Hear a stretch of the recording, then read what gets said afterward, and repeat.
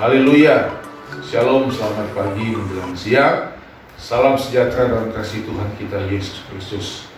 Kita akan lagi mendengar sabda firman Tuhan. Saya percaya kita semua tetap diberikan kekuatan oleh Tuhan pada hari ini. Kita buka Lukas 13 ayat 22 sampai dengan 30. Kita akan baca bergantian firman Tuhan pada hari ini. Lukas 13 ayat 22 sampai 30, saya baca lebih dulu. Siapa yang diselamatkan? Kemudian Yesus berjalan keliling dari kota ke kota dan dari desa ke desa sambil mengajar dan meneruskan perjalanannya ke Yerusalem. Dan ada seorang yang berkata kepadanya, "Tuhan, sedikit sajakah orang yang diselamatkan?" Jawab Yesus kepada orang-orang di situ, "Berjuanglah untuk masuk melalui pintu yang sesak itu. Sebab aku berkata kepadamu, banyak orang akan berusaha untuk masuk, tetapi tidak akan dapat. Jika tuan rumah telah bangkit dan telah menutup pintu, kamu akan berdiri di luar dan mengetok-ngetok pintu sambil berkata, 'Tuan, bukakanlah kami pintu.' Dan ia akan menjawab dan berkata kepadamu, 'Aku tidak tahu dari mana kamu datang.' Maka kamu akan berkata, kami telah makan dan minum di hadapanmu, dan engkau telah mengajar di jalan-jalan kota kami.' Tetapi ia akan berkata kepadamu, 'Aku tidak tahu dari mana kamu datang. Hanyalah dari hadapanku, hai kamu sekalian yang melakukan kejahatan.' Di sanalah akan terdapat ratap dan kertak gigi, apabila kamu akan melihat Abraham dan Ishak dan Yakub dan semua nabi di dalam kerajaan Allah, tetapi kamu sendiri dicampakkan keluar. Dan orang akan datang dari timur dan barat, dan dari utara dan selatan, dan mereka akan duduk makan di dalam kerajaan Allah. Dan sesungguhnya ada orang yang terakhir yang akan menjadi orang yang terdahulu, dan ada orang yang terdahulu yang akan menjadi orang yang terakhir." Haleluya, saudara-saudaraku. Tema khotbah pada hari ini, berjuang untuk masuk kerajaan Allah.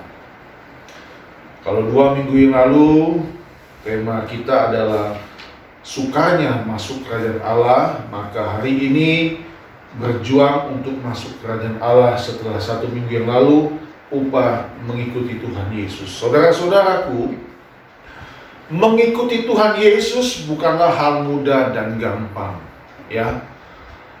Mengikuti Tuhan adalah pertaruhan hidup kita yang paling berat, saudara-saudaraku, ya.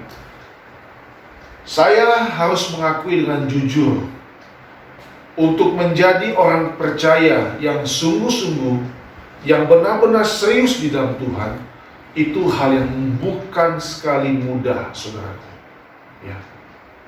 Nah, pernyataan Tuhan Yesus di ayat 24 adalah pernyataan yang perlu kita perhatikan dengan baik-baik di sini, saudara. Ayat 24. Jawab Yesus kepada orang-orang di situ, "Berjuanglah untuk masuk melalui pintu yang sesak itu." Diakhiri dengan tanda seru di sana. "Sebab aku berkata kepadamu, banyak orang akan berusaha untuk masuk." Kita baca sisa ayatnya, "tetapi tidak akan dapat." Ini artinya, saudara-saudaraku, ya, akan menjadi satu kenyataan banyak orang-orang yang berusaha untuk masuk melalui pintu yang sesak itu, masuk ke dalam kerajaan Tuhan, tetapi ternyata banyak orang yang tidak akan dapat. Jadi pernyataan Tuhan Yesus di ayat ke-24 ini, saudara-saudaraku, ada suatu sinyal, suatu tanda betapa sulit dan sukarnya mengikuti Dia. Amin, saudaraku. Iya. Seringkali saya selalu berkata kepada kita semua, kepada saudara semua yang ada, bahwa mengikuti Tuhan tidak boleh setengah-setengah, tidak boleh main-main, tidak boleh sekedarnya saja sebagai selingan. Tetapi ikut Tuhan benar-benar seluruh segenap hati dan seluruh hidup kita sendiri. Nah, Bapak Ibu, saudaraku kasih dalam Tuhan, siapa saja yang menonton juga video khotbah ini, keselamatan jiwa adalah pengajaran yang sangat penting dalam firman Tuhan. Keselamatan jiwa adalah pengajaran yang sangat penting dalam firman Tuhan. Kita buka lebih dahulu Lukas 9 ayat 25. Nanti kita kembali kepada Lukas 13.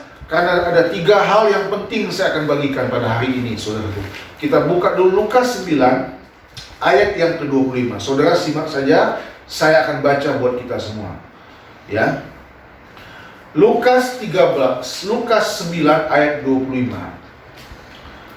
Apa gunanya seorang memperoleh seluruh dunia, tetapi ia membinasakan atau merugikan dirinya sendiri? Kita baca bersama-sama, 1, 2, 3.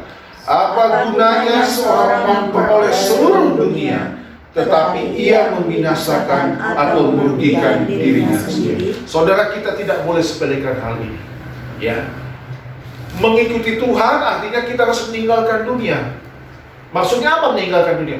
Meninggalkan kebiasaan-kebiasaan yang buruk, meninggalkan keinginan-keinginan daging kita, meninggalkan hal-hal yang bisa membuat kehidupan kita jauh daripada Tuhan.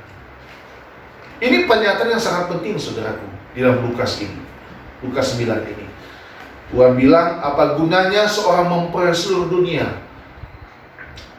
Mungkin dalam bahasa kita sehari, apa gunanya kita punya segala-galanya, tetapi kalau jiwa kita binasa. Haleluya, saudaraku. Bukan berarti kita tidak boleh memiliki uang, harta dalam dunia ini.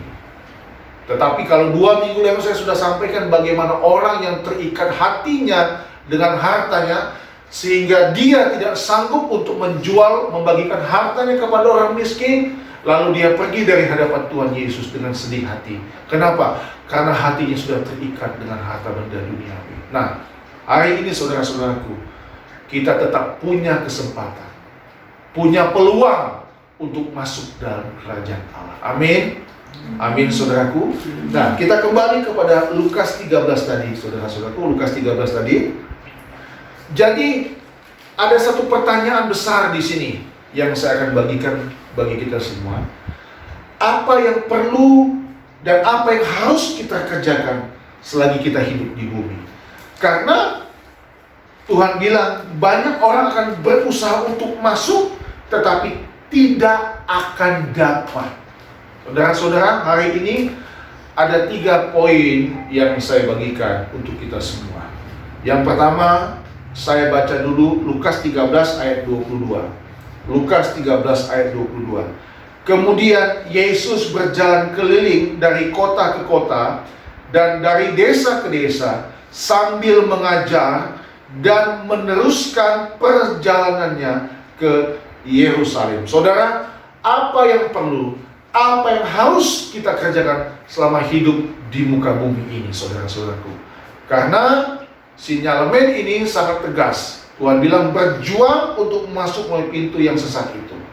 Apa? Yang pertama, saudaraku, serius dan sungguh-sungguhlah kita mengikuti Dia. Dibuktikan dengan apa keseriusan kita? Dibuktikan dengan apa kesungguhan kita? Dibuktikan dengan penurutan kita akan kebenaran firman Tuhan. Haleluya, saudaraku. Haleluya. Dibuktikan dengan penurutan kita akan firman Tuhan. Saudara, di dalam kitab Kejadian pasal yang ke-6, saudaraku, kejahatan manusia pada masa itu begitu menyakiti hati Tuhan. Kita tahu bersama kemudian Nuh dan keluarganya diselamatkan di dalam bahtera oleh Tuhan. Kenapa, saudara-saudaraku? Karena pada masa itu orang-orang pada zaman begitu jahat mereka punya kehidupan, begitu jahat mereka punya perilaku, begitu jahat mereka punya perbuatan. Mereka sudah tidak peduli lagi akan kebenaran firman Tuhan. Saudaraku, pada kesempatan ini, sebelum kita kembali kepada Bapa di surga. Ya, sebagai hamba Tuhan, saya ajak kita semua untuk serius dan sungguh-sungguh mengikuti Tuhan. Saya tahu saudaraku, mengikuti Tuhan itu membutuhkan perjuangan yang keras dan sungguh-sungguh. Tetapi kita tahu bersama bahwa waktunya pasti akan berakhir. Ya, segala sesuatu yang ada di dalam dunia ini akan berakhir, termasuk umur atau usia kita. Maka itu kita mau serius dan sungguh-sungguh ikut Tuhan. Tadi sebelum Oma dan Cici datang, saya berlutut, saya berdoa kepada Tuhan secara pribadi. Tuhan, ini kata-kata saya, buat hati saya, sisa hidup saya ini Tuhan, untuk tidak menyakiti hati Tuhan. Saya berdoa begitu waktu berlutut, saudara. Karena saya sadar, saudara-saudaraku, betapa banyak hal yang jahat yang masih ada dalam diri saya. Ya, betapa banyak hal yang kurang dalam diri saya. Kebenaran firman Tuhan sudah jelas. Hendaklah kamu sempurna. Ayo kita berjuang, saudara-saudara. Amin. Sesukar apapun, sesulit apapun, kita mau serius dan sungguh-sungguh. Dibuktikan dengan penurutan akan firman Tuhan. Haleluya, saudaraku. Ya, saya mungkin bisa mengajar saudara, tapi saya juga harus diajar oleh Tuhan. Ya, karena firman Tuhan berkata, firman Tuhan itu seperti pedang bermata dua. Iya kan? Atau 2 minggu lalu saya sudah bagikan, seperti pedang bermata dua. Dia bisa menusuk amat dalam, memisahkan kedalaman jiwa kita, saudara-saudaraku. Ya, itulah sebabnya saudaraku, tiap hari kita harus berdamai dengan Tuhan. Tadi juga saya ngobrol-ngobrol sama istri, setiap hari kita harus berdamai dengan Tuhan. Ya, karena mulut kita ini, saudaraku, perkataan yang kita keluar dari mulut kita ini kan berasal dari pikiran kita. Ya, jujur, sulit rasanya kita mengontrol mulut kita kalau tidak ada kekuatan Roh Kudus dalam hidup kita. Iya, kita terlalu banyak mengeluarkan kata yang sia-sia, saudara-saudaraku. Ya, tapi mari kita mau berjuang. Kita mau serius dan sungguh-sungguh. Dibuktikan dengan penurutan akan firman Tuhan. Tadi saya kasih contoh dalam kitab Kejadian. Bagaimana orang-orang pada zaman Nuh itu, saudara-saudara. Saya membayangkan Nuh membuat bahtera itu tidak sebentar, saudara, lama. Dengan ukuran standar yang Tuhan sudah tetapkan. Kalau saudara baca dalam kitab Kejadian, tidak boleh lebih dan tidak boleh kurang. Standarnya sudah jelas, ukurannya. Ini bagi saya menggambarkan bagaimana hukum Tuhan itu sudah jelas. Ya, tidak boleh dilebihkan dan tidak boleh dikurangi. Kata firman Tuhan juga dalam kitab Wahyu seperti begitu, tidak boleh kita melebihkan. Iya atau ya, tidak atau tidak. Amin, saudaraku. Ya, jujur, sebagai hamba Tuhan saya harus tegas. Dosa adalah dosa, kebenaran adalah kebenaran. Amin, saudaraku. Saya tidak bisa mengatakan kalau ada orang berbuat salah, oh itu kebenaran. Tidak bisa. Artinya saya juga bisa dibeli dalam tanda kutip. Saya bisa dibayar, saya bisa disogok. Sementara Tuhan tidak mau seperti begitu. Anak-anakku, kata Tuhan, hiduplah dalam kebenaran firman Tuhan. Kata firman Tuhan.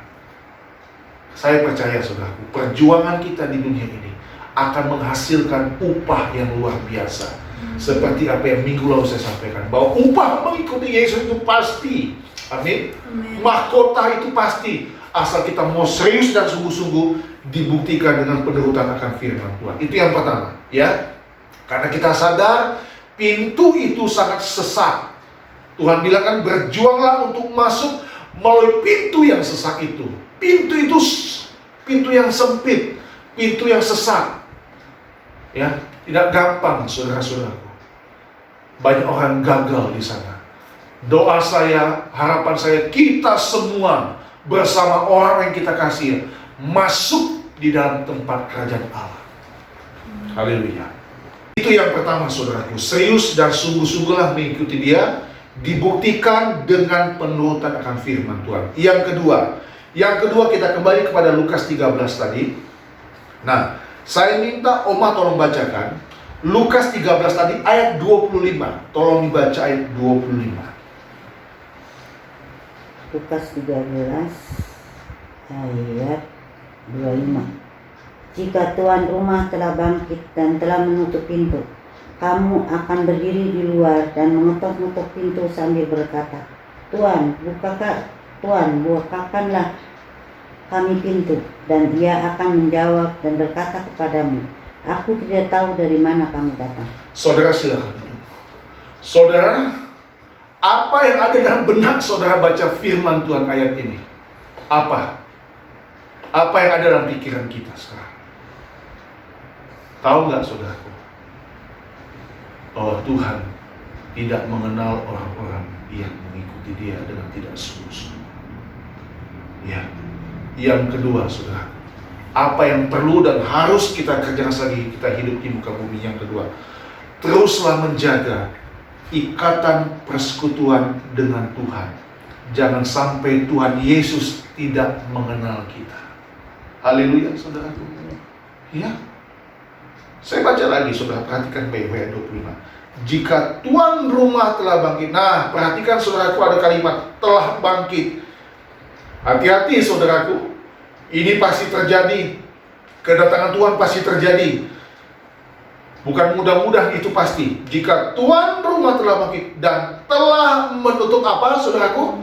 Menutup pintu, kamu akan berdiri di luar dan mengetok-ngetok pintu sambil berkata, Tuan, bukakanlah kami pintu.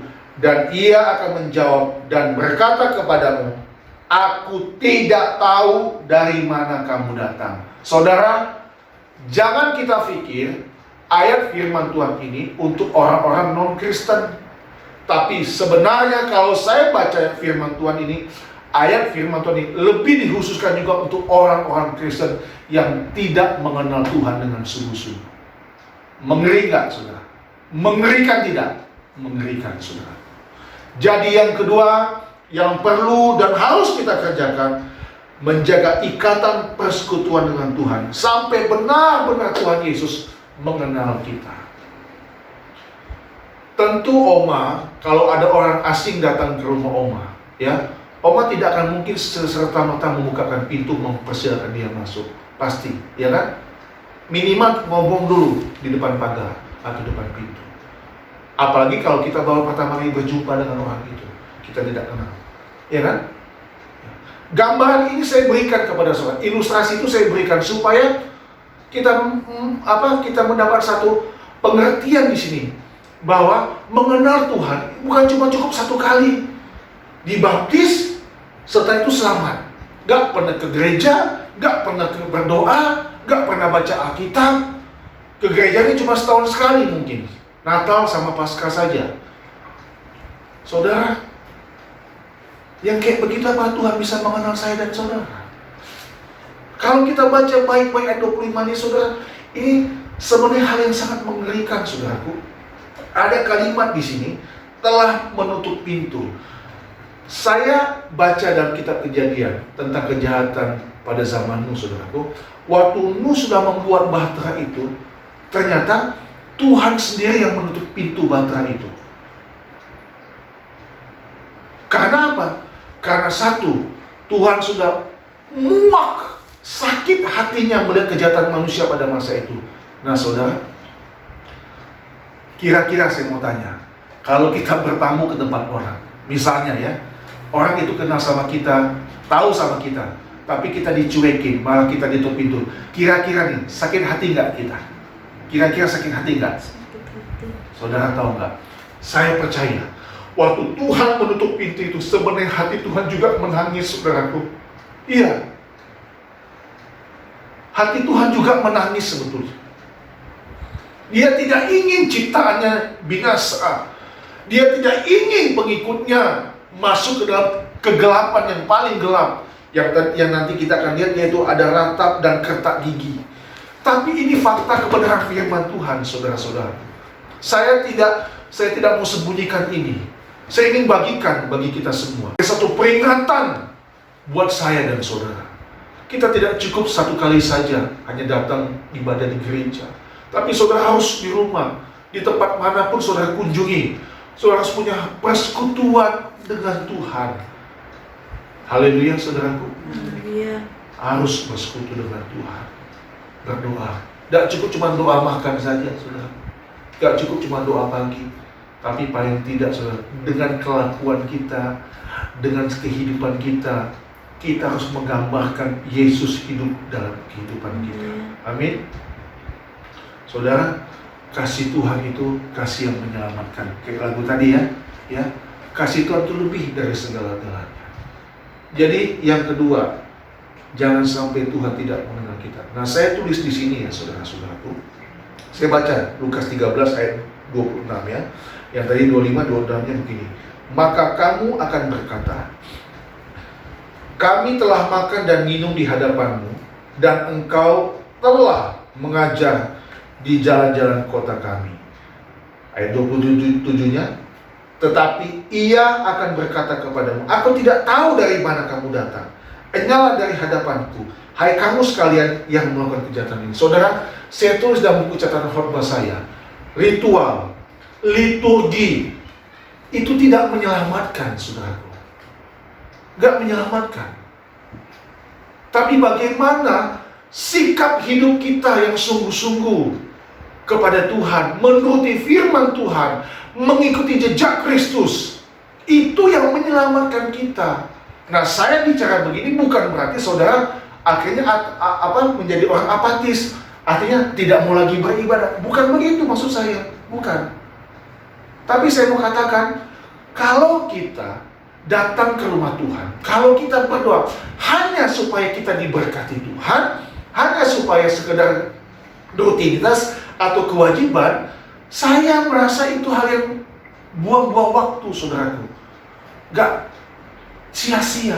Tapi kita mau ibadah kepada Tuhan karena kita mengasihi Tuhan. Amin. Karena kita mau mencintai Tuhan dengan sungguh-sungguh. Karena kita mau mengenal Tuhan dengan sungguh-sungguh. Haleluya, saudara-saudaraku. Amin.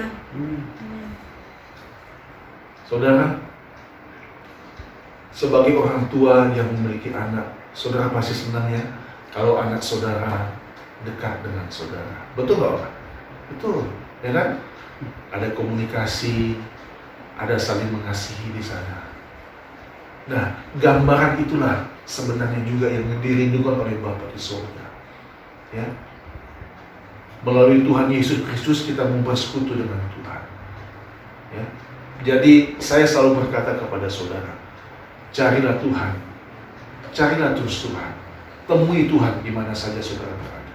Ya, kalau nanti waktu yang akan datang Oma untuk waktu ada di Bekasi, pesan saya sebagai gembala, bersekutu selalu dengan Tuhan di sana. Ya, ingatkan anak, ingatkan cucu bahwa umur kita ini cuma sementara. Hidup di dunia ini hanya cuma sementara. Yang paling penting, yang paling terutama, bagaimana kita menjalin hubungan yang intim erat dengan Tuhan Yesus. Amin, saudaraku. Iya. Kalau ada tugas-tugas di dunia yang belum kita kerjakan, ayo kerjakan. Tapi yang paling penting bagaimana keselamatan jiwa. Yang tadi di awal saya bilang, yang paling pokok, yang paling utama, pengajaran penting dalam firman Tuhan adalah keselamatan jiwa. Apa gunanya kita punya seisi dunia ini kalau jiwa kita binasa? Haleluya, saudaraku. Haleluya. Iya. Apa gunanya kita punya banyak harta? Apa gunanya kita punya banyak uang kalau kita tidak mau memanfaatkan segala yang Tuhan beri untuk berbuat kebaikan kepada orang lain? Jangan jadi pelit, saudaraku. Orang Kristen itu harus bermurah hati. Orang percaya yang ikut Tuhan dengan sungguh-sungguh, dia punya empati sosial yang tinggi kepada sesamanya. Amin. Dia mau berbagi kepada orang lain. Iya. Jangan tunggu kita banyak uang dulu. Nah, ini yang penting, saudara. Jaga terus ya ikatan kita dengan Tuhan. Mengerikan, saudara. Kalau kita baca dengan serius dan sungguh-sungguh, hati kita harus tergugah di sini. Saudara perhatikan, ini orang sudah saya akan ketok-ketok pintu Tuhan, nggak kenal, saudara-saudara, nggak kenal. Saya jadi ingat ada satu kisah di dalam Matius 25, perumpamaan tentang 5 darah yang bijak, perumpamaan tentang 5 darah yang bijak dan 5 darah yang bodoh. Teguran juga buat saya sebagai hamba Tuhan. Ada persiapan dalam hidup ini, saudara-saudaraku. Ya, ada persiapan dalam hidup ini untuk menyambut kedatangan Tuhan kali yang kedua. Ya.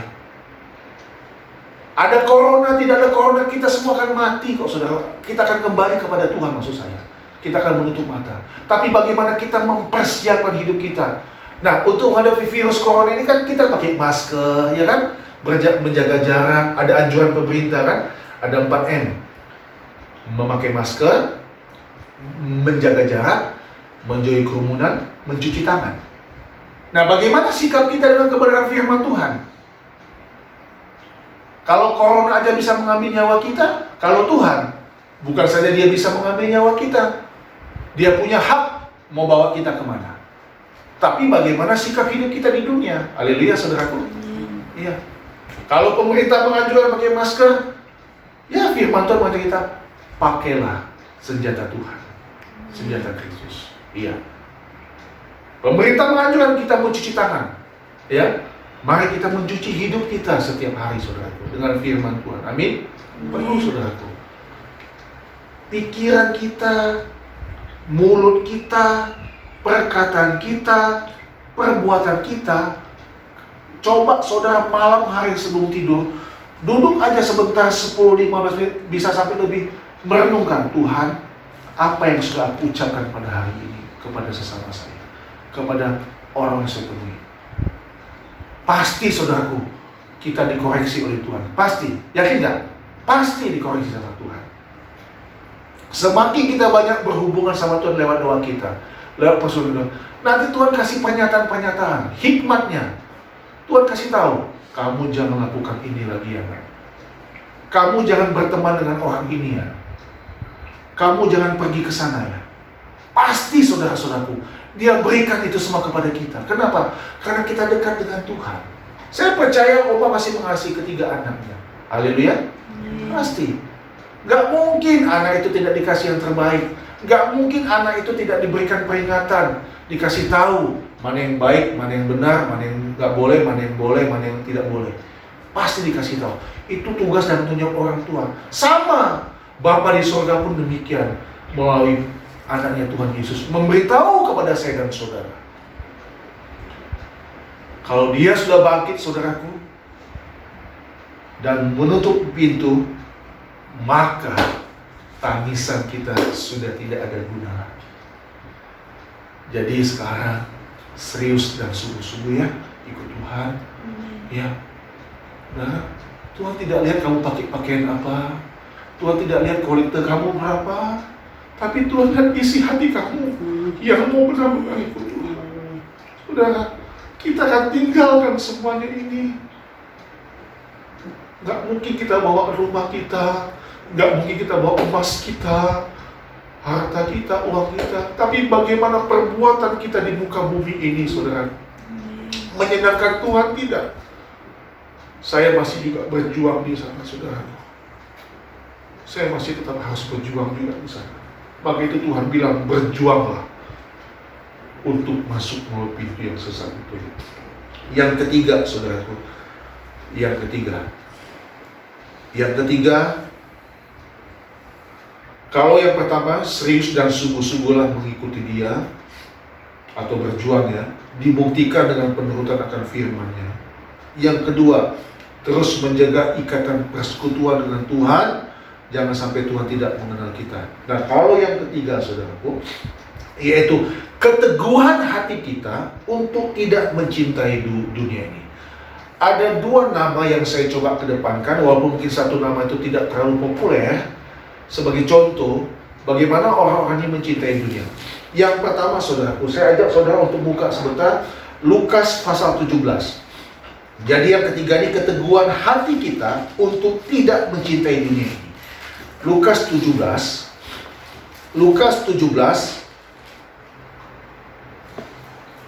sampai 33. Kita buka Lukas 17 ayat 32 sampai 33, saudaraku. Yang ketiga, sudah dapat semua? Saya akan baca buat kita semua ya. Ingatlah akan istri Lot. Ada tanda seru di sana ya. Ingatlah akan istri Lot. Ayat 33, kita baca sama-sama yuk. 1, 2, 3. Barang siapa berusaha memelihara nyawanya, ia akan kehilangan nyawanya. dan barang siapa kehilangan nyawanya, ia akan menyelamatkannya. Saudara, mungkin saudara sudah pernah baca tentang kejadian ini, tentang istri Lot. Tapi untuk mengingatkan semuanya, kita tahu bersama, waktu itu Tuhan akan menghanguskan, dan memang terjadi, menghancurkan kota Sodom dan Gomora. Nah, Lot adalah keponakan Abraham, saudaraku. Lot kemudian berdoa syafaat kepada Tuhan, yang saya percaya karena dia mengasihi keponakannya, dan tentu mengasihi istri dan anak-anaknya juga. Nah, kita tahu bersama, kemudian malaikat Tuhan membawa Lot dan istrinya keluar sejauh mungkin, keluar dari kota Sodom dan Gomora. Ada dalam kitab Kejadian pasal 19. Saudara tahu tidak? Di dalam kisah itu Tuhan sudah mengingatkan pada malaikat Tuhan, jangan menoleh ke belakang. Ya kan? Tuhan sudah mengingatkan melalui malaikat Tuhan, jangan menoleh ke belakang. Tetapi waktu mereka berlari secepat-cepatnya, tiba-tiba Israel menoleh ke belakang. Tiba-tiba Israel kemudian menoleh ke belakang. Dan apa yang terjadi, saudaraku? Alkitab menulis, istri Lot menjadi apa? Diangkat. Saudara, saya baca itu, saya ingat ini, saya takut, Tuhan, jangan sampai saya berbalik lagi, saya mencintai dunia lagi. Kehidupan yang sudah diubahkan oleh Tuhan, kehidupan baru kita sebagai anak-anak Tuhan, jangan sampai kita berbalik lagi, saudaraku. Lihat ke belakang lagi. Ayat 33 tadi berkata, barang siapa berusaha memelihara nyawanya, ia akan kehilangan nyawanya. Saudara, istri Lot tidak rela kehilangan harta bendanya. Istri Lot masih terikat dengan harta bendanya. Istri Lot masih terikat dengan kehidupan lamanya. Istri Lot melanggar firman Tuhan. Firman Tuhan katakan, jangan menoleh ke belakang. Jangan lihat lagi. Itu sudah masa lalu hidupmu. Saudara, yang ketiga, keteguhan hati kita untuk tidak mencintai dunia ini. Kita pasti tahu tokoh istri Lot ini. Nah, yang kedua, dalam 2 Timotius, kita buka 2 Timotius. Dalam 2 Timotius 4, di dalam 2 Timotius pasal yang keempat, ayat yang ke-10. 2 Timotius 4 ayat yang ke-10. Saya baca buat kita semua. Nanti setelah itu kita baca sama-sama ya. 2 Timotius 4 ayat 10. Atau kita langsung baca sama-sama yuk. 1, 2, 3. Karena Demas telah mencintai dunia ini dan meninggalkan aku. Ya, sampai di sana. Jadi ini saudaraku, pesan Paulus kepada Timotius, kepada anak rohaninya. Dalam surat yang kedua, dia berkata begini, saya mulai ayat 9. Berusahalah supaya segera datang kepadaku, karena Demas telah mencintai apa? Dunia ini dan meninggalkan aku. Saudara,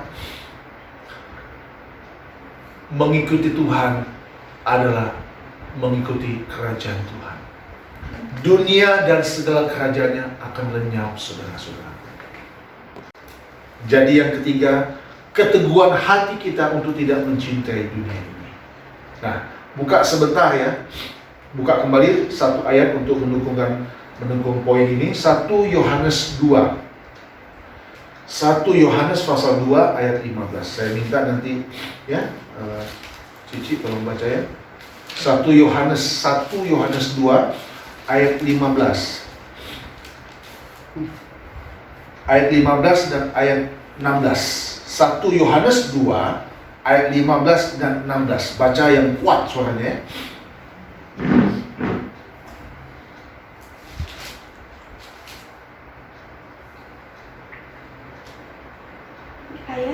Ayat 15 dan 16. Aku harap segala 1 Yohanes 2 ayat 15 dan 16. 1 Yohanes 2. Ini kedua. 1 Yohanes 2. 1 Yohanes 2 ayat 15 sampai 16. Janganlah kamu mengasihi dunia. Iya betul itu ayatnya. Saya aja bacanya ya. 1 Yohanes 2 ayat 15-16. Janganlah kamu mengasihi dunia dan apa yang ada di dalamnya. Jikalau orang mengasihi dunia, maka kasih akan Bapa tidak ada di dalam orang itu. Sebab semua yang ada di dalam dunia, yaitu keinginan daging dan keinginan mata serta keangkuhan hidup, bukanlah berasal dari Bapa, melainkan dari dunia. Itu juga kita baca sama-sama. Dan dunia ini sedang lenyap dengan keinginannya, tetapi orang yang menurut kehendak Allah tetap hidup selama-lamanya. Saudara, perhatikan baik-baik. Nah, saudara harus rajin buka Alkitab. Kalau saudara rajin buka Alkitab di rumah, kalau saya suruh buka, pasti langsung cepat dapat. Jadi perhatikan saudara. Yang ketiga, keteguhan hati untuk tidak mencintai dunia ini. Jadi bagaimana cara kita berjuang masuk melalui pintu yang sukar itu, pintu yang sulit itu? Jangan cinta dunia ini, saudaraku. Kalau kita mengasihi dunia ini, maka kasih Bapa tidak akan ada dalam hidup saya dan saudara. Tadi saya sudah katakan, kasih Yesus itu lebih dari segala-galanya. Kasih Yesus menyelamatkan kita. Dalam dunia ini kita tidak temukan kasih yang tulus, saudaraku. Kebanyakan kasih manusia itu hanya kasih yang sementara, kasih yang munafik mungkin.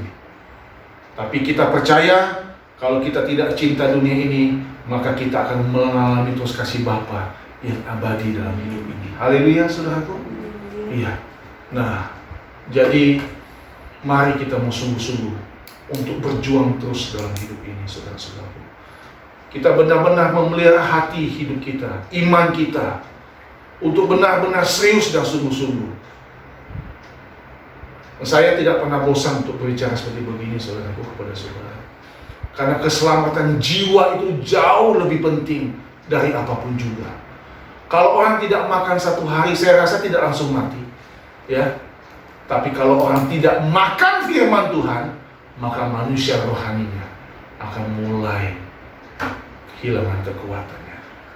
Saudara, miliki kehausan dan kelaparan akan firman Tuhan. Miliki kecintaan kepada Tuhan. Saudara jangan pernah bosan untuk mengalami Tuhan dalam hidup ini. Saudara jangan bosan dengan keadaan situasi sekarang. Dunia ini memang akan berlalu, saudara.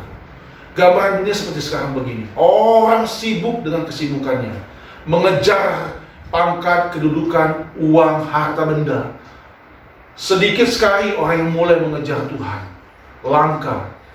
Jemaat yang saya kasih dalam Tuhan, siapa saja yang menonton video khotbah ini, mari saudara, beri lagi waktu kita banyak untuk Tuhan, bersekutu dengan Tuhan. Jadi pada hari ini, perjuangan kita untuk masuk kerajaan Allah tidak boleh berhenti, ya. Perjuangan kita harus terus kita galakan, kita terus kerjakan sampai kita menutup mata. Haleluya. Ya. Saya ulangi ya, ada 3 poin penting pada hari ini. Apa yang perlu dan harus kita kerjakan selagi kita hidup di muka bumi. 1, serius dan sungguh-sungguhlah mengikuti Dia.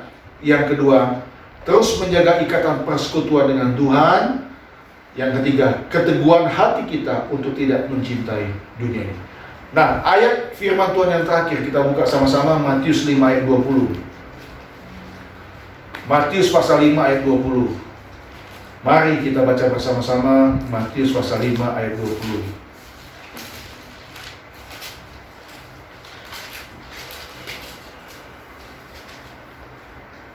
Kita baca bersama-sama Matius 5 ayat 20.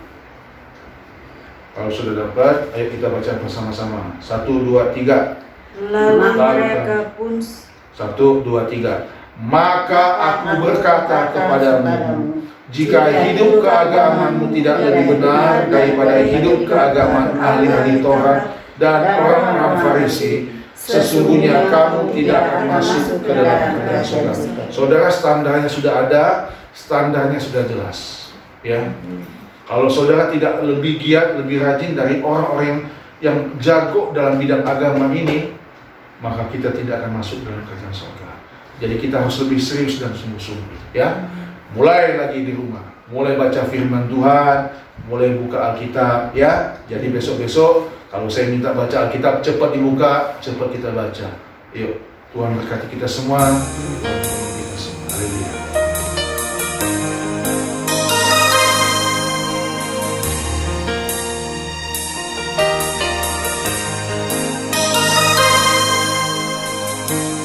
Ku taat perintahmu, ku sabar melakukan, ku yakin Tuhan jawab setiap doaku. Ku taat perintahmu, ku sabar melakukan,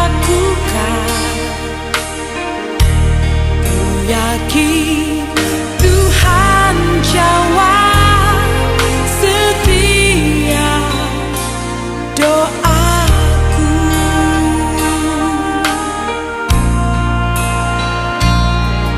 Taat perintahmu Tuhan, pegang setiap firman Tuhan, jadi selalu kehendak-Mu Kau nyatakan kemuliaan-Mu.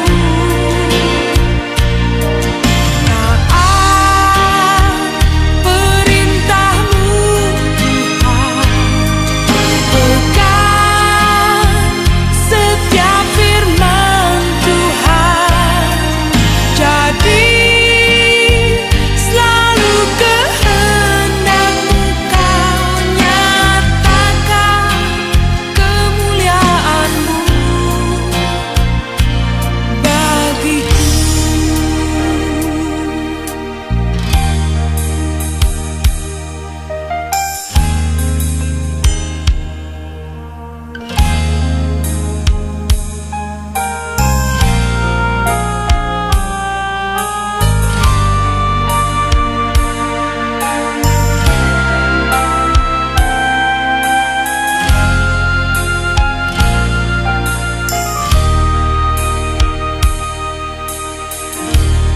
Ku taat